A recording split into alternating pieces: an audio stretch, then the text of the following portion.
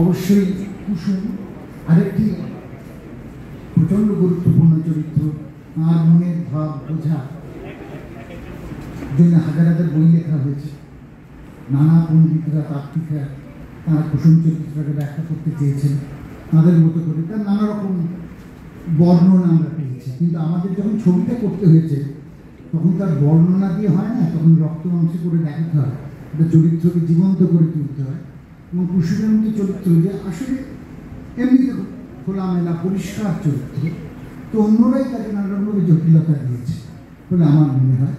সেখানে জয়া এই চরিত্রটি যেমন প্রথম থেকেই উৎসাহিত ছিল এবং ওরও উপন্যাসের একটি কথা, ওর শৈশব বা কৈশোরের একটা অংশ ছোটোবেলা থেকে এই চরিত্রগুলোর সঙ্গে আমি রয়েছি।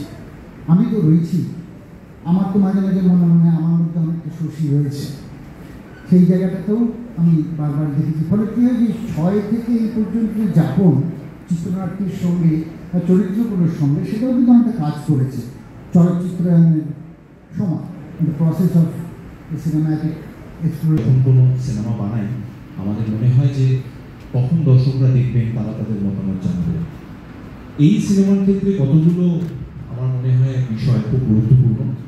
প্রথমত মানিক বন্দ্যোপাধ্যায়, এবং দ্বিতীয়ত তারই লেখা পুতুল নাচের অভিজ্ঞতা। তার লেখার যারা ভক্ত, যারা তার লেখা পড়েছেন, সেই পাঠককুল যেমন আছেন, অনেকেই আছেন যারা হয়তো পড়েননি, কিন্তু এই উপন্যাসটির কথা কিন্তু আমার মনে হয় কম বেশি অনেকেই শুনেছে। যারা পড়েছেন তারা নিজ নিজ কারণে এই লেখার ভক্ত, লেখকের। আমি এখানে একটি চরিত্র করেছি, আপনারা শুনেছেন ইতোমধ্যে, কুসুম চরিত্রটি। আমার মনে হয় যে কোনো অভিনেতার জীবনেই খুবই আরাধ্য একটি চরিত্র। যখন এই চরিত্রটি হাতে পেলাম, একই সাথে খুশিও হলাম, একই সাথে বেশ টেনশনে পড়ে গেলাম।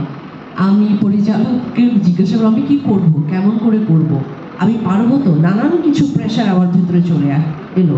আমি চরিত্র নিয়ে কথা বলছি আসলে।